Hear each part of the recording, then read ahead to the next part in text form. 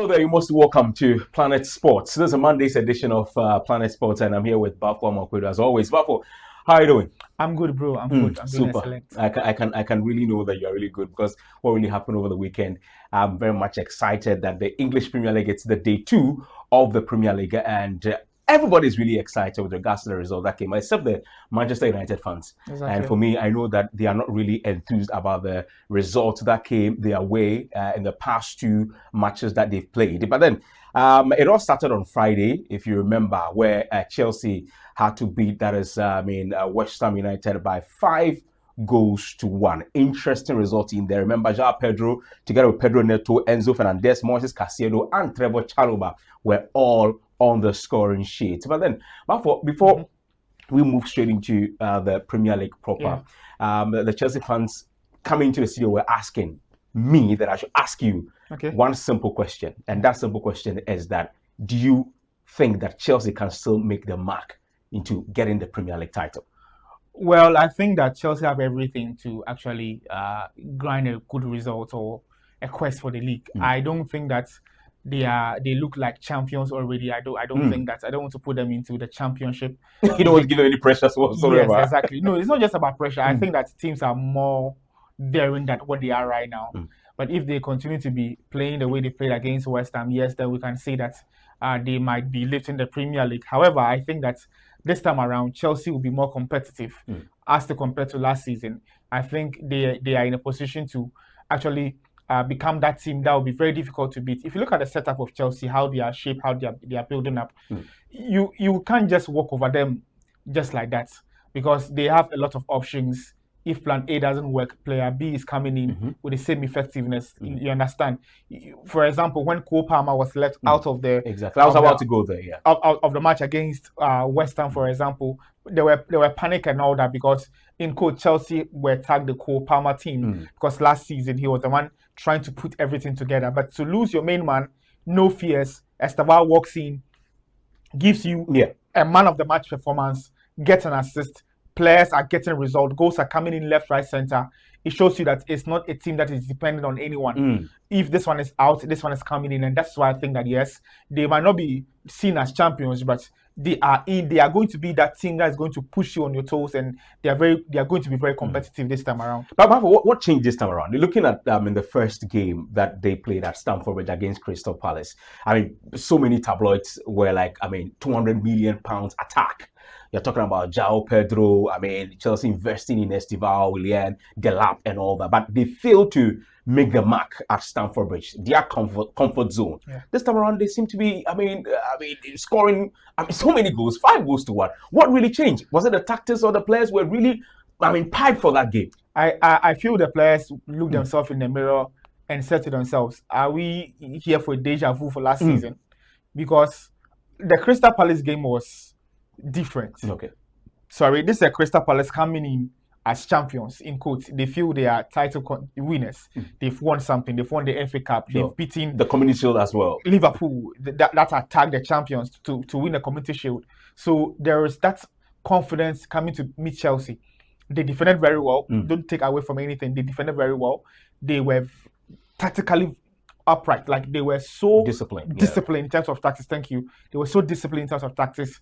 Players were on each other. They came as a team and they knew exactly what they were doing. And everything they did on that day showed that they were ready to stop Chelsea or to get a draw, to get a result. So it was different. Against West Ham, West Ham started so well. They scored the first goal and they felt they could stand toe-to-toe for Chelsea. You don't do that against a Chelsea team. Crystal Palace, if they had played the same way they played against West Ham played against Chelsea, they could have also suffered. But you realize that they were defending, they were very compact, they were defending, waiting for the counter-attack, box to box, getting their position right and all that. So it was just a moment whereby I feel Chelsea players look themselves in the mirror and say that, you know what, we don't want a deja vu of last season. We don't want to see us having a good squad but can't get results. Quality also matters, Philip, because if you are taking out someone like Jackson, who has been very wasteful. That was last season. If you take away Nkuku, who was not productive, very excellent player, don't take anything away from him. If you are looking at, there's that quality around Chelsea right now. When I say that you can have the the liberty to play Dilap as a striker or play Joao Pedro as a striker. This time around, playing him as a second striker or a number 10. 10, exactly. So it differs. They have a lot more quality than they had last season. So I think so much of options exactly. when it comes to Chelsea, and it is very much looking interesting. So I want to learn from you for the last time on Chelsea. What's next for them, for Enzo Maresca's men? We know that, I mean, coming Thursday, there is a Champions League draw, of which probably we'll have time to talk about it on, God willing, Friday. But it looks as if that they, as you rightly said, they have a lot of options going forward. I mean, in terms of the defensive, in terms of the midfielders, because there's Santos as well also coming in. There is a Sugo and all that.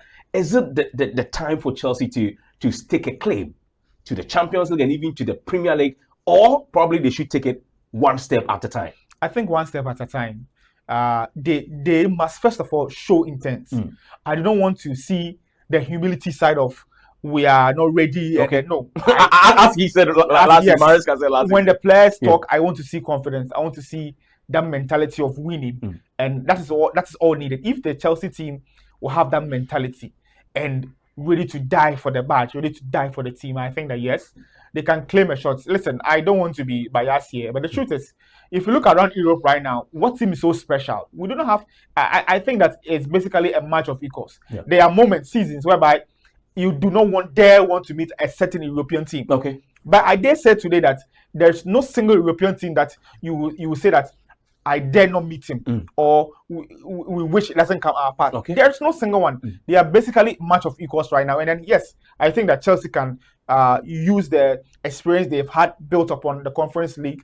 The boys have had an European exposure in terms of traveling and playing and all that. That exposure is there. They have backup players. We've seen a lot of Maresca. He has a way of playing the Europe, benching players to play the league and all that. So I think that they have everything to claim it. They just have to build that mentality and know that they are not just kids. This is their peak. If you don't win it now, you should forget about it. If you don't win anything now, you should forget about it. But Bafo is reiterating the fact that, in fact, they should take it one step at a time. We'll be looking into the league lot proper, because Chelsea finds itself at the third position, barring the fact that Liverpool, they have a game to play tonight against Newcastle. We'll be looking at that as well. But then it is looking very much interesting, because Manchester also on Saturday, Manchester United, in fact, that was on Sunday. But it was a result that, look, they were not expecting at all. Look, if we're a Manchester United fan, please, you need to tell the manager that they should be extra careful, because the report that we are picking is that things are not looking good for United. I don't know about the result that came out, that is at a Craven Cottage. There were a lot of the fans that I spoke to before the game were expecting that they win. Looking at the performance they churn out against Arsenal the first day of the week, but then, in fact, it wasn't something that they were expecting that they're going to, draw that game. But hey, this is it. What really went wrong for Amorim? People are saying that the system is not good. People are saying that his changes are not spot on. He needs to change the 3-back system and all that. You watched the game. What was your impression? You see, when they played against Arsenal in our last show, I told you that they shouldn't be deceived about the fact that they play well. Okay.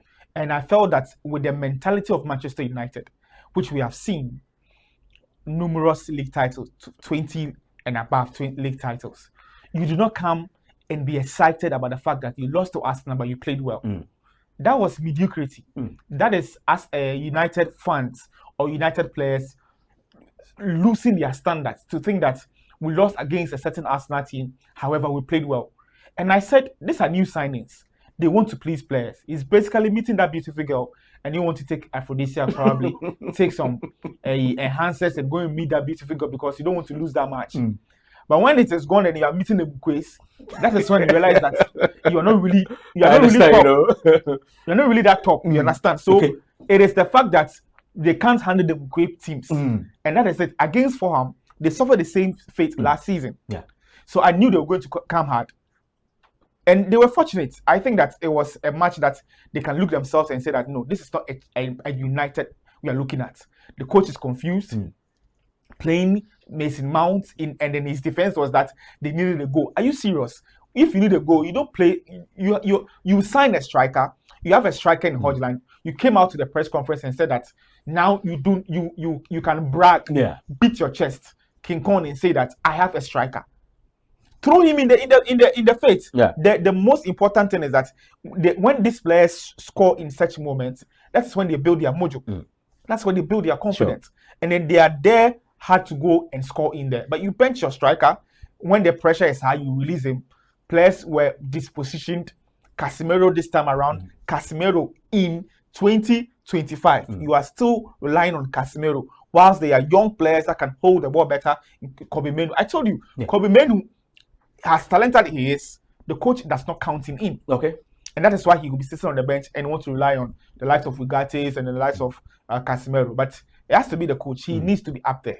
He needs to be up there. But talking about the coach, he made us understand that they are still creating chances. We need to forget about last season, forget about what really happened last season. They are creating more chances. But let me bore you with this in statistics, because going into the game, United had an XG, that is expected goals of 1.62. In fact, they had 10 shots in there, and also as opposed to that of Fulham's one shot on target.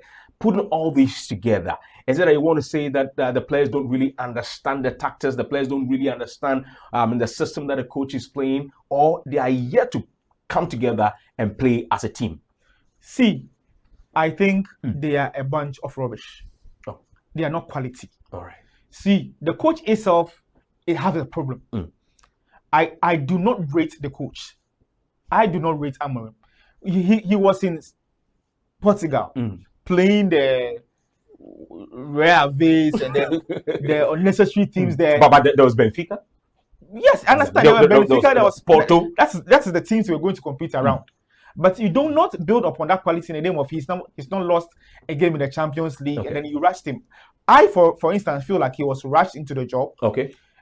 He was actually destined to be the heir to Pep Guardiola. You see, Amorim is the reason why Pep Guardiola continued his stay at City, because he was tipped to be the successor of Pep Guardiola. Okay. And then United had to rush him and pick him, because if they had waited for the season to end, they were going to lose their man, and then he was going to City. So United had to come in, pull this man away from Lisbon within the season, and that is his downfall. He's actually not had an identity on the team. He's not had ability to choose the profile of player that fits his game plan. We've actually not even seen his game plan for us to say that, okay, this is how the coach plays, and that's why he's lacking this player. They can buy all the players in the world in the name of, and that has been the culture of Manchester United. Yeah. Rashford said it, that they have been always reactional. Instead of having a proper institution, proper game plan or recruitment plan to say that this is how we want to progress as a team, they are not doing that. Right. United are being rational, and when Rashford said that, he was not lying, because right now you will get to the point whereby they say that we need another goal scorer, we need another winger, we need a defensive midfielder. They will buy in the name of panic, and that's the problem. Until they sit down, they claim they have the agenda 105, whatever it is. Yeah. Until they sit down and pick up a recruitment routine to say that this is how we want to play in the next 5 years, in the next season. It's not going to work. It is not going to work. Okay.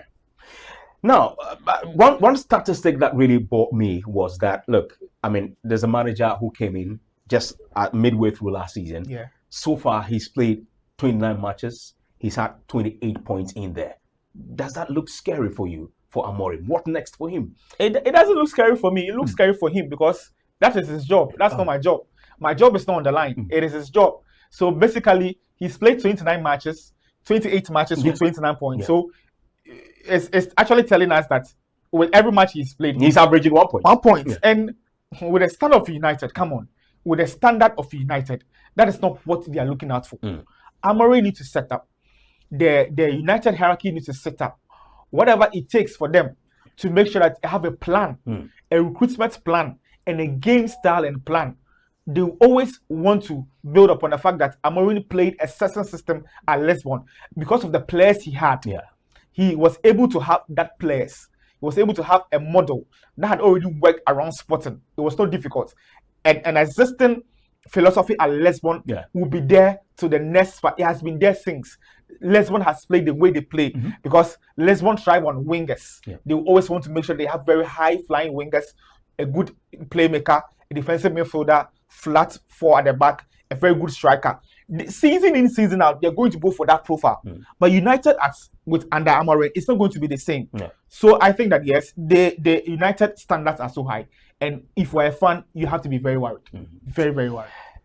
Okay, so we'll be going for a quick break. When you're back, we'll be looking more at that is Manchester United. If you care to know, I mean, on the street, what they are talking about is the fact that Bruno Fernandes, since the time that he came to Manchester United, I mean, there's no striker that he's played with that a striker has flourished. Remember, I think that Anthony Martial was around, and Martial didn't really, I mean, flourish under him or with him playing alongside.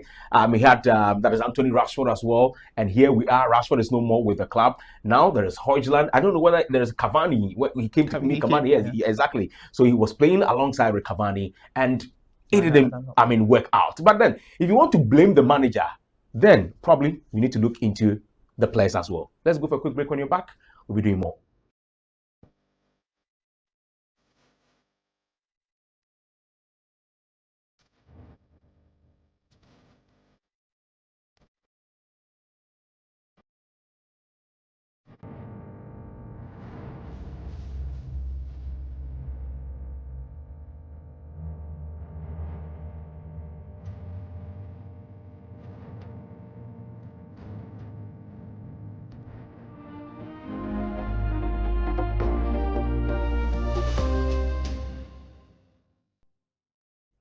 All right, so you're most welcome from the break. And remember that Amazonia is proudly supporting us together with Retes Beauty Parlor and Aquatap. So, but for a quick one on the Manchester United bit before we're going, I made the listeners and the audience aware of the fact that we cannot blame the manager fair and square. Sometimes the players have to take some of the blames as well. Now, a player like Bruno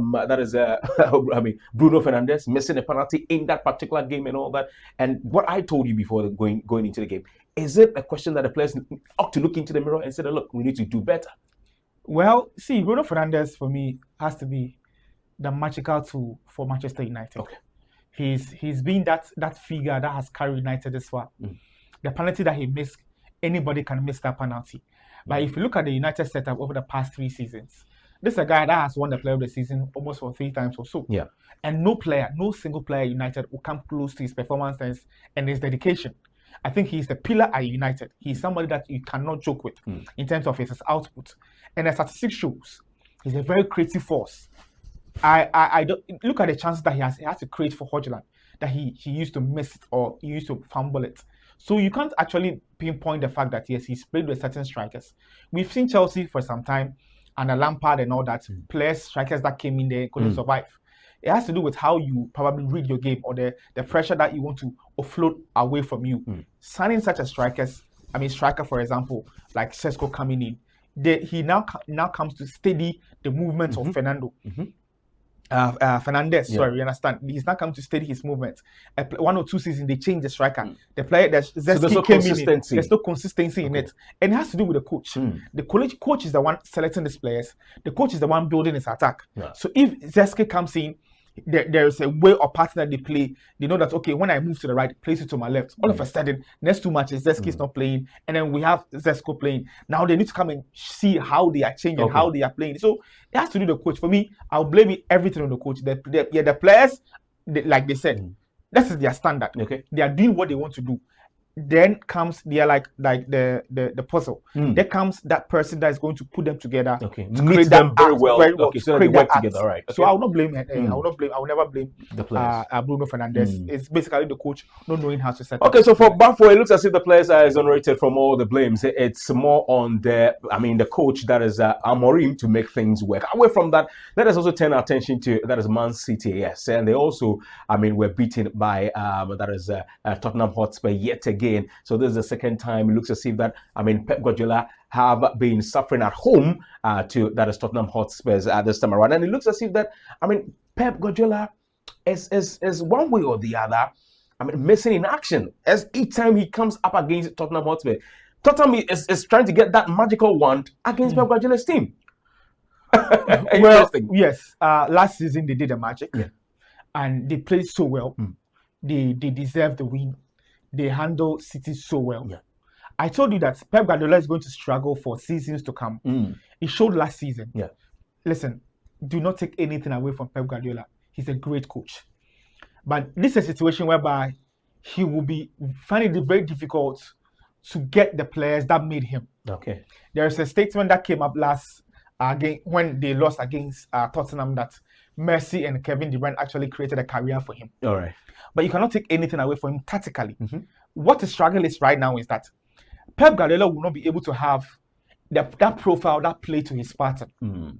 We've known Pep Guardiola for some time, whereby he wants a very creative 10, two wingers, the Christmas tree. The wingers must be able to cut in and score. Exactly. So we've seen the likes of Pedro under him and Messi, even Sanchez at some point in time. Thierry Henry, as a striker he played from that position.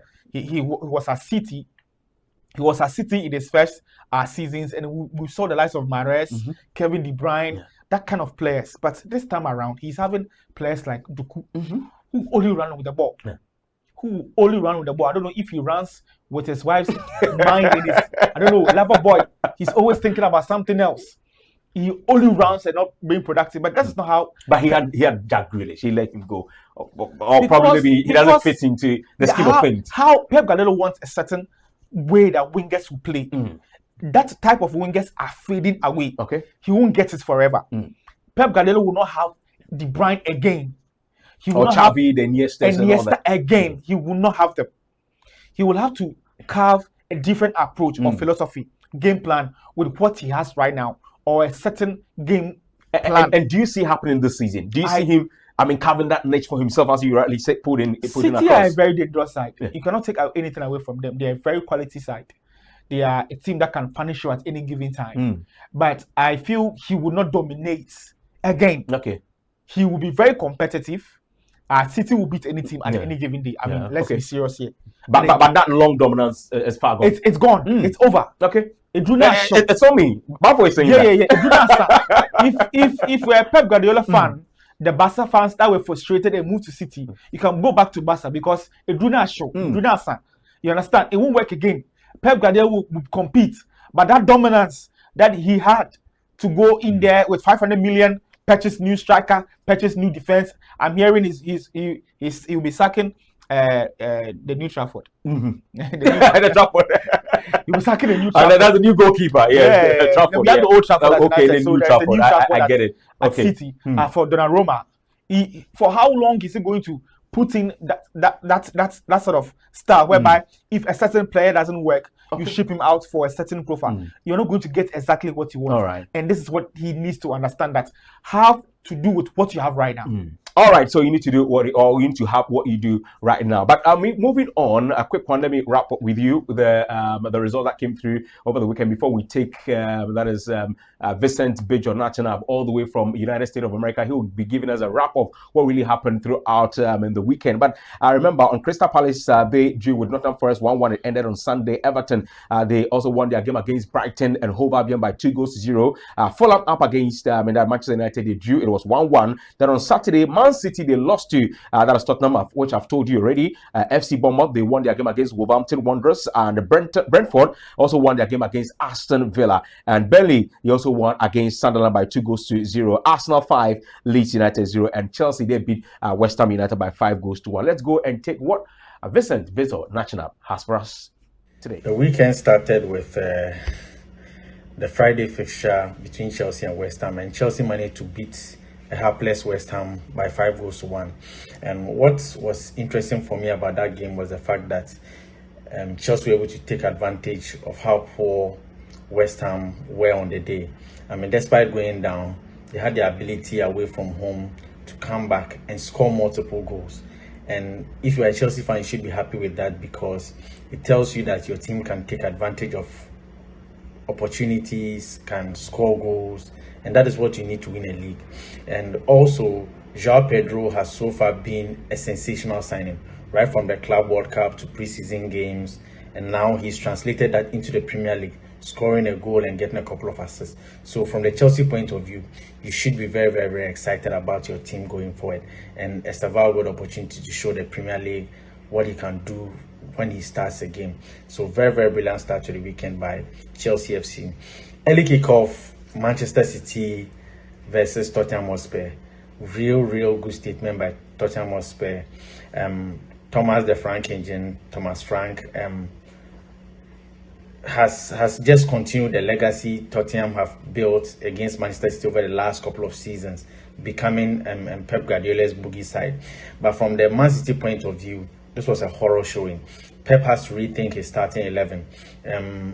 The players he brought in, the few changes he made compared to his first team during the first weekend showed not to be good enough. Unfortunately, Reinders this time around was lost. Cherki started and did absolutely nothing. The City, I think, started playing a bit well in the second half when Rodri came in, Doku. I mean, they really made us feel their presence missed during the first half, and yet still they couldn't get a goal. And Erling Haaland, of course, if you don't feed him, he cannot perform. And if you look at what Harry Kane did on Friday night and the way he's able to contribute to the play, probably the Premier League should be thanking Daniel Levy for not allowing Kane to go to Manchester City, because in such games you need someone like Kane who can drop deep and then get involved in the play, unlike Haaland, who suddenly just disappears. So a lot of things for Pep to think about. I think Trafford is a very good goalkeeper, even though he can't play with his legs. And unfortunately, Pep might sacrifice him for Ederson. But I think he's a far better goalkeeper than Ederson. He just doesn't have to be playing from the back because it is not part of his arsenal. Finally, Arsenal fans need to be excited. 5 goals, Gyökeres got a couple. The team played well. I mean, it's a Leeds United, but I always say that for a team to be able to take advantage of a poor team and score lots of goals and play well and competently as Arsenal did, it is always a good sign. Unfortunately, Saka and Odegaard seem to have some injury scares and injury worries in the game. But I think if Arsenal go on this trajectory with all the promise around them, Arsenal should really make a shout. I mean, as a top contender, probably the favourites to win the Premier League this season. So really good weekend for these clubs to start the second week of the season. Okay, so that was the thought of Vincent Bizo National. He's a good friend all the way in the United States of America. I don't know when he is coming anyways, but for anytime he comes to GH, yes, Bizo, I know that we'll try as much as possible to meet you. But we move straight into the transfers, and it's looking very much interesting because, Boniface, he failed his medical at AC Milan. It's been a long time that a player failed a medical. I can't remember the last person that probably, was it? Oh, like Remy. Yeah, he was signed at Chelsea. He failed at Liverpool. He went to sure. And Tottenham are also keen on Manchester City winger, that is Savinho, and Como midfielder Nico Paz. Real Madrid also yet to receive an offer from Premier League club for that is Rodrigo, while Newcastle breached themselves for that is Liverpool for that is Alexander Isak. So what we are learning is that Liverpool will want to come back again with yet another offer for Alexander Isak in the region of £150 million. But for a wrap up that one, with the Boniface bit, Boniface was tipped to be joining AC Milan, but the reports coming in is that deal might collapse, and then he has to move back to Germany because he failed in his. There were some complications in his medical, and then AC Milan want to be cautious. It was a loan deal, but these teams are not super elite teams in terms of having the money to throw away. For you to be on loan and not play football, it was very difficult for them. So we are hearing that he's been sent back. With Newcastle, they are also in for a number of players. Nicholas Jackson has also been around the news that he's going to be the player that they're going to sign. They need to sign as soon as possible. Other than that, they will not be the Newcastle we saw last season. Where obviously when Isak is moving, you just need an attacker. Exactly. In there. Yes. I don't know why they have delayed. They should have brought a striker by now. And I don't know whether you watched their game, the first game against the opening game against Aston Villa. Yeah, they really struggled. Exactly. Yes, going forward. And I realized that Gordon wasn't really doing the job because he thrives more of a left winger. So yes, Isak, I know that before the last day, which the listeners should be aware that we're going to do a live feed for them for the transfer deadline day. Yes, so it's just about 7 days away. Yes, I know that. But by then, I know for sure that Isak probably will be playing for Liverpool by then. Then Xavi Simons. I mean, the Chelsea fans also want to know, but it's very much assured from the portals that we are getting, the report that we are getting. It looks as if Xavi Simons might join Chelsea. Chelsea just need to offload some outgoings. Sure, in You Kuku. understand? In Kuku and then Nicholas Jackson, they need to be sold, confirmed before Chelsea can make those announcements. But the rumors, everything shows that there are very high possibility of Garnacho and also Xavi Simons playing for Chelsea. We might have a surprise centre back as well. So the transfer is huge. Yeah, very, very huge. Because Bisasi, for example, is to be moving to Bournemouth. Yeah, Bournemouth and Bournemouth. Earlier it was Burnley who was very much interested, but then Bournemouth are the leading club. Maybe United will be going back for Baleba. Baleba, yeah. Yes. In fact, I said to myself that when United gets such a player, in fact, it's going to be a hell of time for other EPL teams if that's Amorim. If Amorim will be able to put the Arsenals together. Yeah. But finally, on that, Man City and Arsenal and Liverpool have also interest in signing Real Madrid and Brazil winger Rodrigo. But the Spanish club are yet to receive that bid, because yesterday report also ahead from Fabrizio is that he will be staying. He looks as if Alonso is very much interested in him. Yeah, but he's not going to have that starting role because of how he wants to marshal his forward, the three front. There's an upcoming World Cup. Would you want to risk that, knowing very well that you're not going to play? Oh, but this is he has actually starting from bench. He's actually mixed the call up. Okay, Ancelotti didn't call him this time around. I feel that it's just for him to settle down with his head. Okay, exactly where he wants to play next season. So. He's a fine player. All right. Yes, he's a fine player. All right, thank you very much. This is where time will allow us. My name is Philip Kwame Ampofo, and I did that with Bafo Amakwedu. Yeah, Bafi, your final words, then we are out of here. So they should just tune in all the time here to give them the Planet Sports. And as well avazonia.com where you can buy all your gadgets, all your digital gadgets, phones, accessories, everything digital. You can actually go on their website, shop, it will be brought to you to your doorstep. So and Aquataps as well, if you want your water to be purified. Yes, Aquataps, you need to trust Aquataps as well as a Ritters parlor or beauty parlor. Just take your girlfriend. If you want to do their nails and the manicure and the pedicure, just you'll be sorted out. Remember that. Okay, so we're out of here. Ciao. Bye. Ciao.